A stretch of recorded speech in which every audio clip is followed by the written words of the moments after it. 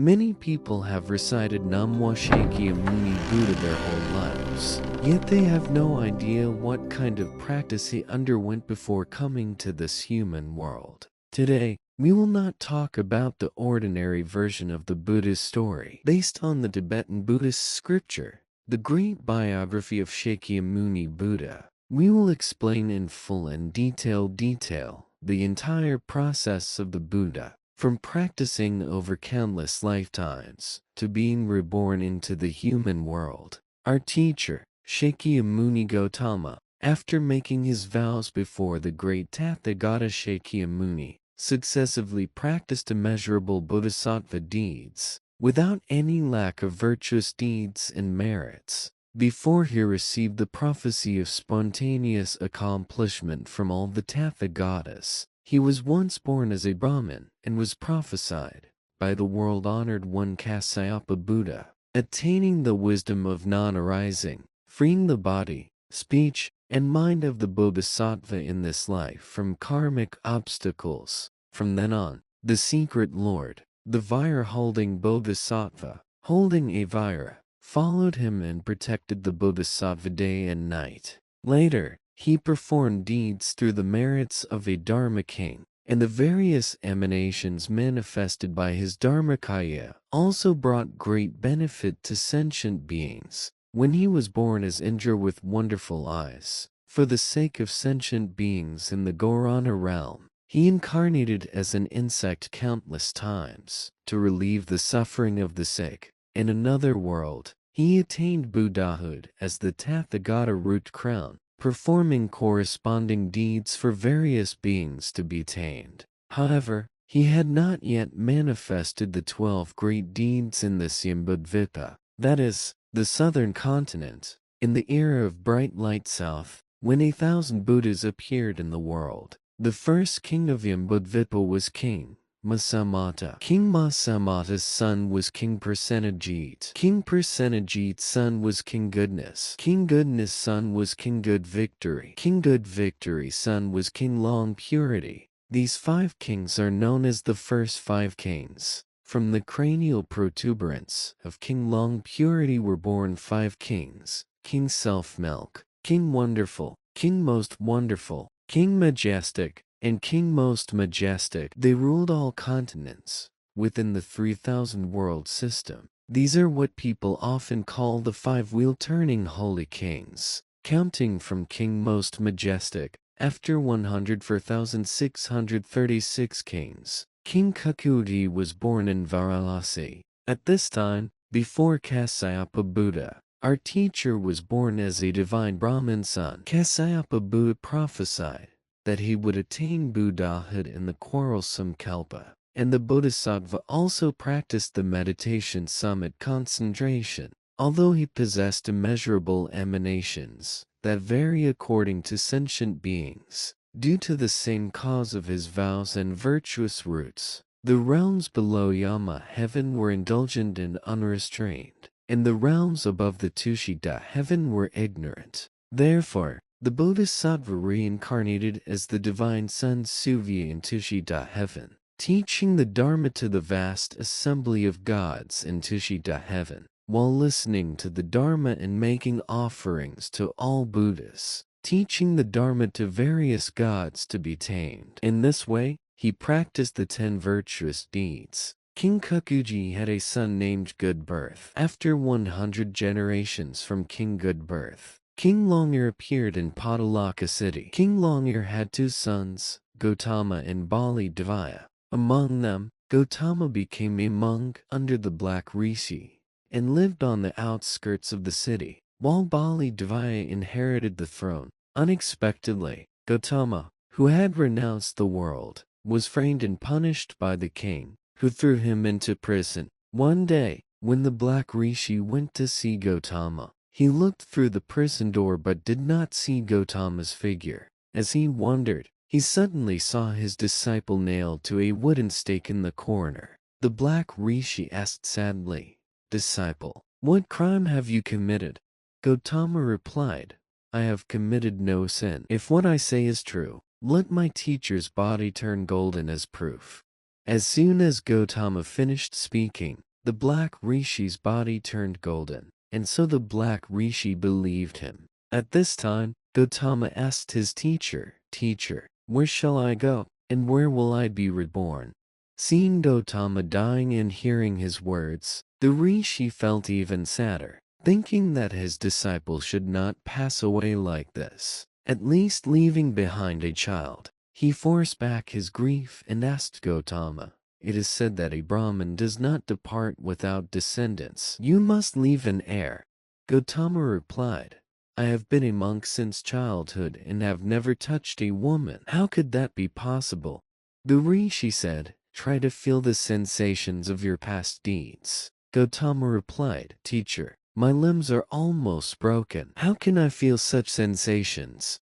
Hearing this, the rishi performed a method to send gentle wind and fine rain from the heavens. Touched by the rain and cool wind, Gautama's body temporarily forgot its pain, felt his past experiences, and arose desire. Later, drops of blood-stained semen slowly dripped from his body, and he breathed his last. It is said that those 2 drops of semen turned into 2 eggs, which were hatched by the sun into 2 boys. The 2 boys who broke out of the shells crawled into a nearby sugarcane grove. Afterward, the rishi found the 2 lovely babies in the sugarcane grove. Knowing they were Gautama's sons, the black rishi took them back and fed them breast milk. Because they were hatched by the sun, they were named sun relative. They were also called Gautama as sons of Gautama, and also known as the sugarcane clan, because they were found in a sugarcane grove.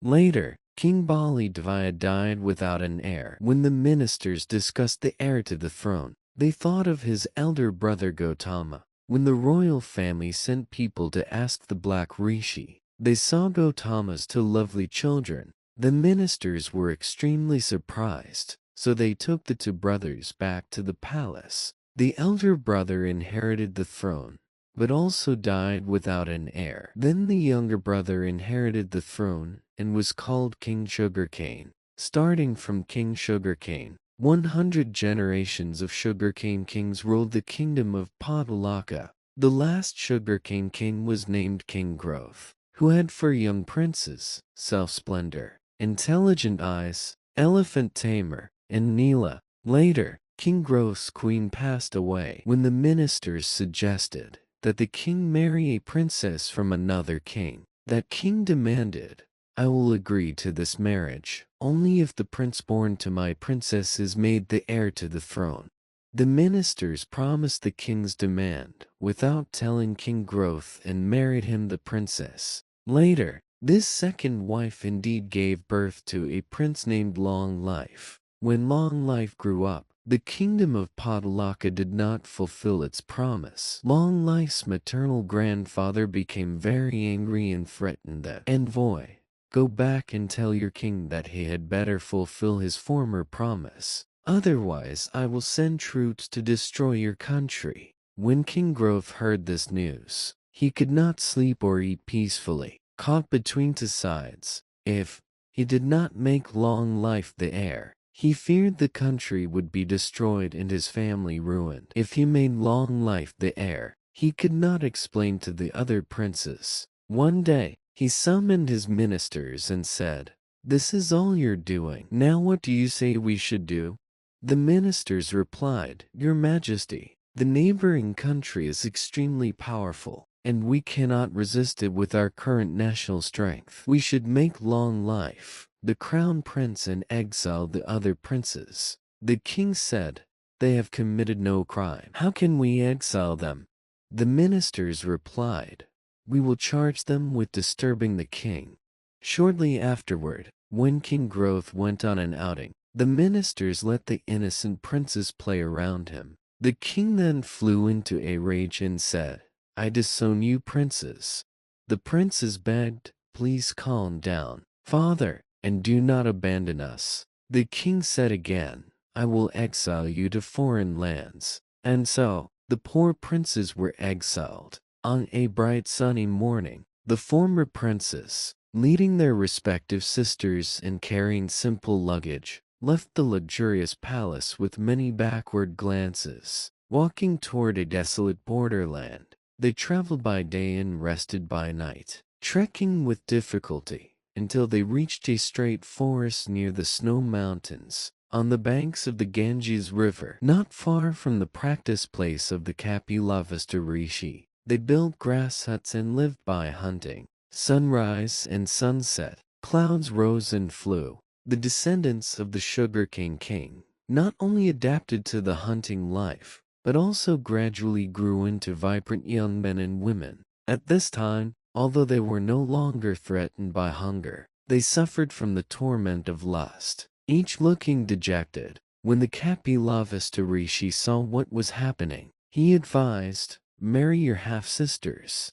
The princess said, "Would that not be improper?" The Rishi replied, "For the sake of the clan's great cause in the future, we have no choice." Following the Rishi's advice, the princes each married their sisters and had many children. The princes and their descendants spent all day shooting arrows and hunting prey. As time passed, the number of wild animals around the Ganges decreased sharply, and the princes began to fight over food from time to time. Seeing the brothers and sisters killing each other, the Kapilavastu Rishi could not bear it. Moreover, his practice place was too noisy for meditation. He sighed and said to the princes, "This place is too small. I will find another place to practice." The princes all said, "Let us go elsewhere. Please, elder, show us a place." Hearing this, the great Rishi thought for a long time, slowly took a golden bottle from his bosom, drew a map of a city with holy water at his feet, and pointed out its direction. Following the great Rishi's instructions, the princes began another great family migration. They finally found the place indicated by the great Rishi and built a city according to the pattern he drew, naming it Kapilavastu City. From then on, they multiplied and prospered in Kapilavastu City. Later, Kapilavastu City could no longer hold so many descendants of the sugarcane king. Under the guidance of the gods, they built another city south of Kapilavastu City, named Devadaha City. After two arduous migrations, the princes and their descendants kept thinking, "Why have we come to such a fate?" There was only one conclusion. It was all because King Sugarcane took a concubine. So they made an agreement among themselves that no one would take a concubine. At this time, King Growth could not help missing the princes and asked his ministers about their whereabouts. When he learned the details, he asked in surprise, "Dare the princes marry their sisters?" The ministers replied, "Yes, your majesty." 本音频由魔音工坊 AI 生成。 King Growth sighed after hearing this. They are truly bold. Thus the Shakya clan got its name, meaning capable or able. After King Growth died, Long Life ascended the throne. When King Long Life died, he had no heir, so self-splendor, intelligent eyes, elephant tamer, and Nila ruled in succession. King Nila had a son named Udra. Budra had a son named Gautama. Prince Gautama was made king of Kapilavastu, while Udra went to the kingdom of Mala. From King Gautama, another 55,082 Shakya kings were born. Among them, the last Shakya king was King Wisdom Bow. King Wisdom Bow had two sons, Lion Cheek and Lion Roar. King Lion Cheek was the best archer in Yambudvipa and inherited the throne with the support of many royal clans. He often hoped that a will-turning king would be born into the royal clan. Later, he had 4 sons and 4 daughters, Suddhodana,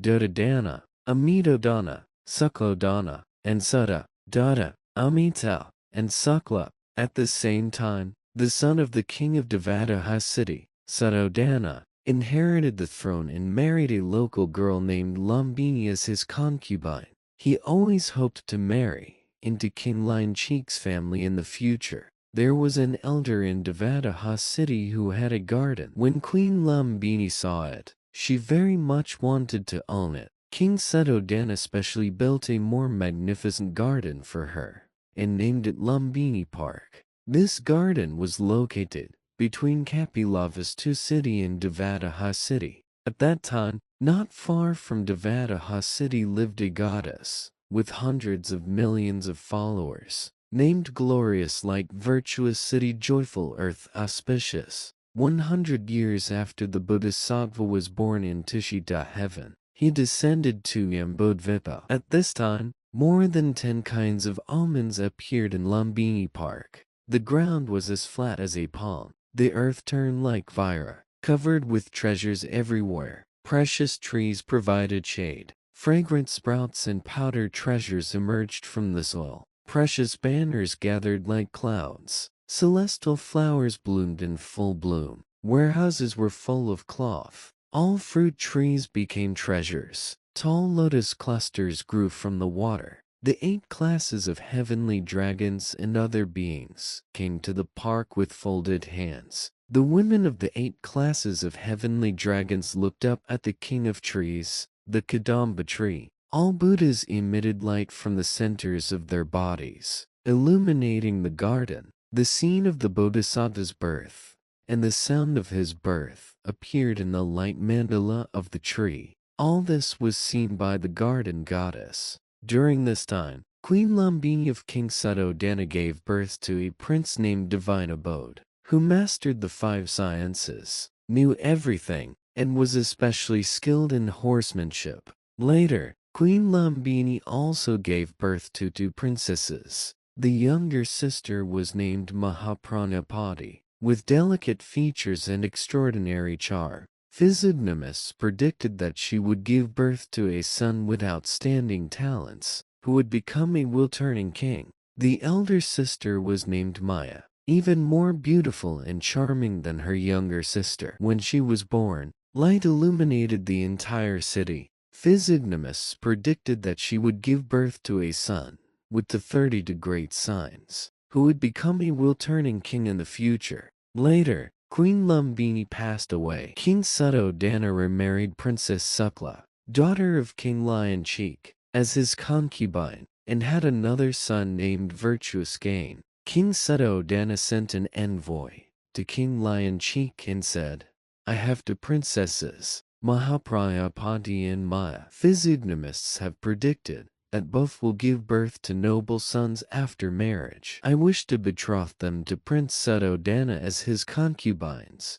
King Lion Cheek sent an envoy back and said, "Originally both princesses should be married, but our clan has an agreement not to take 2 concubines at the same time. We can only marry Princess Maya first. We will decide about Princess Mahapranapati after discussion." And so, on an auspicious chosen day, Maya, with 500 attendants, married Prince Suddhodana as his concubine. Later, the Shakya kingdom's old enemy, the mountain people Kasa, came to provoke the Shakya people, gathered before King Lion Cheek and said in unison, "Please lead your army to conquer them, Your Majesty."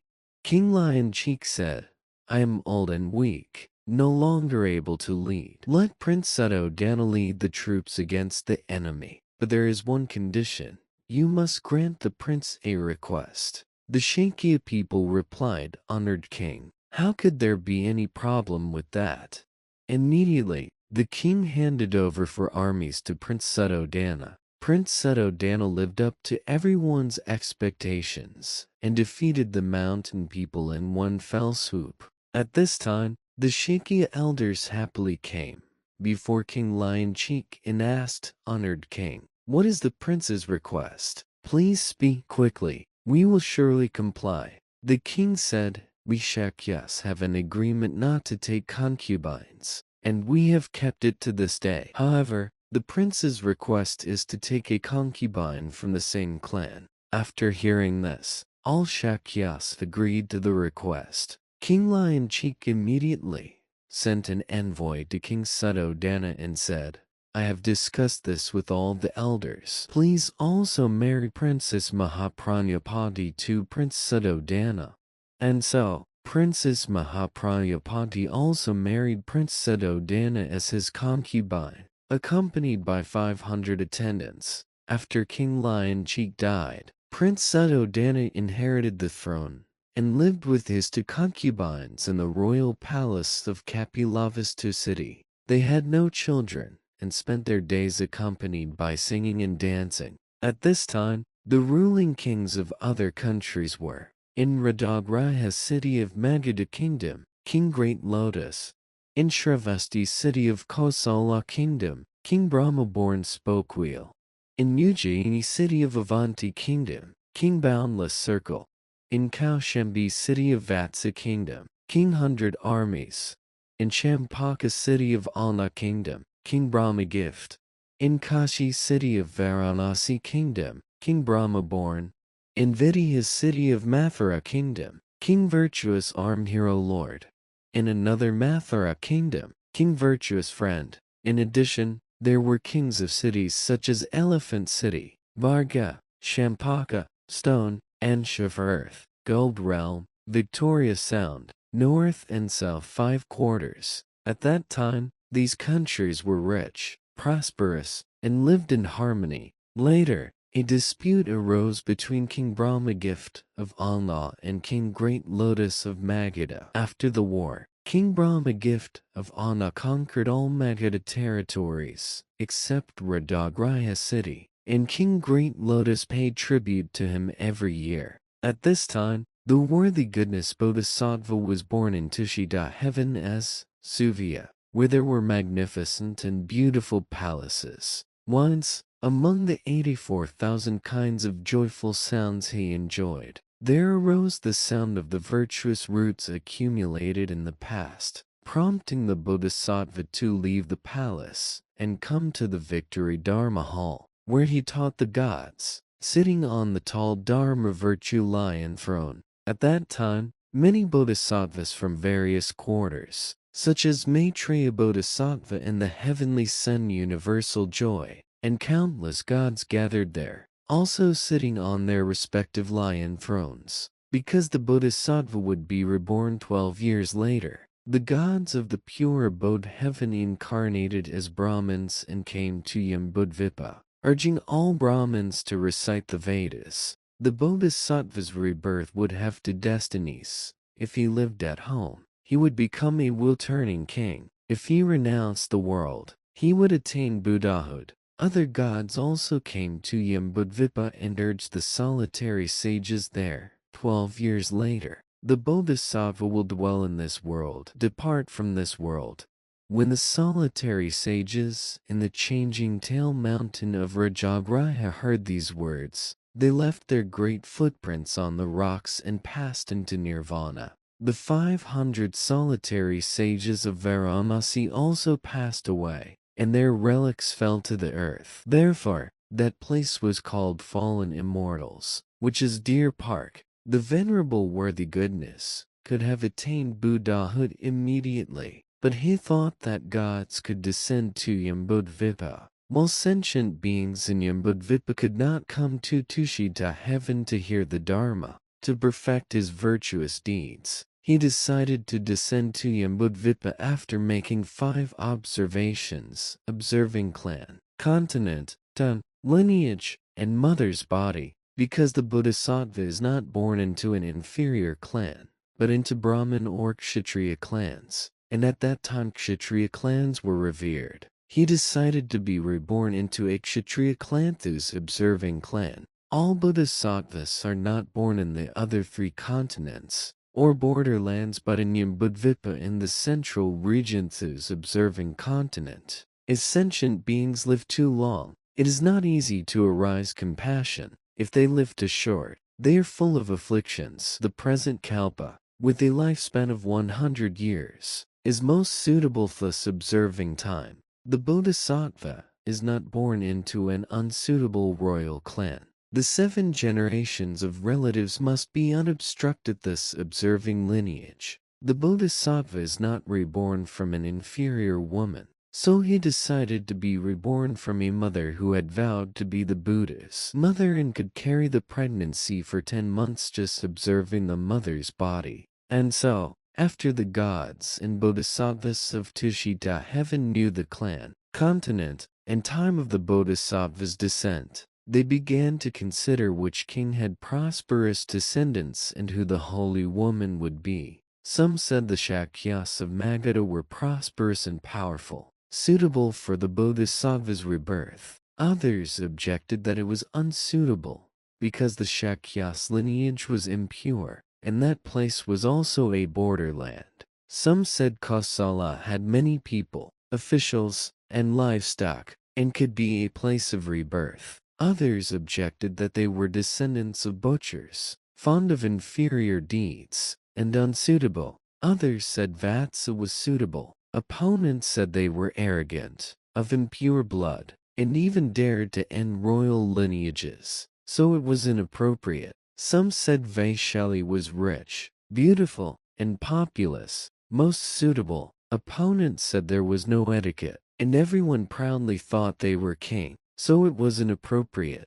Some said King Victory Light of Ujjaini had a strong clan and invincible armies, and could be a place of rebirth. Opponents said they were arrogant. Some said Mathura kingdom was prosperous and peaceful, and the palace of King Virtuous Arm Hero Lord was most suitable. Opponents said they were descendants of heretics. Some said another Mathura kingdom was the most ideal place, and King Virtuous Friend had the power to conquer enemies, was friendly and loved the Dharma. Opponents said although the king had these virtues, he was too old to have children, and had many descendants, so the Bodhisattva was unsuitable to be reborn there. The Bodhisattvas and gods discussed all the royal clans of the 16 great countries of Yambudvipa, but could not find any pure and untainted Kshatriya clan. The heavenly god, Wisdom Crown No Return, said to them, "Come, let us ask before the Bodhisattva seat." So all Bodhisattvas and gods came before the Bodhisattva with folded hands and asked about this matter. The Bodhisattva was silent for a long time and said, "Dear friends, in my final life in samsara, I will be born into a clan with 64 merits, and the mother will also have 32 merits. I will be reborn into the womb of a fasting mother on the full moon of the 15th day, when the constellation of the ghost appears." Later, when the Bodhisattvas and gods observed again, they found that Kapilavastu city was prosperous, strong, and peaceful, a place to inspire virtuous vows. 本音频由魔音工坊 AI 生成。 The people there were strong and skilled in horsemanship, willing to give up their own lives rather than harm others. King Suddhodana was a descendant of a will-turning king, respected, virtuous, handsome, heroic, and the richest in the world. Wise king, his queen, Queen Maya, had been the Bodhisattva's mother in the previous 500 lifetimes. She married the most noble King Suddhodana as queen, had not slept with the king for 32 months, was not despised by anyone, free from the bad habits of women, radiant, and possessed the 32 merits suitable to be the Buddha's mother. They realized that the Shakya clan and Queen Maya had all kinds of merits for the Bodhisattva's rebirth, and so they praised in unison. Shortly afterward, the Bodhisattva came to the Victory Banner Hall, the preaching place of Tushita heaven, 64 yomanas in extent,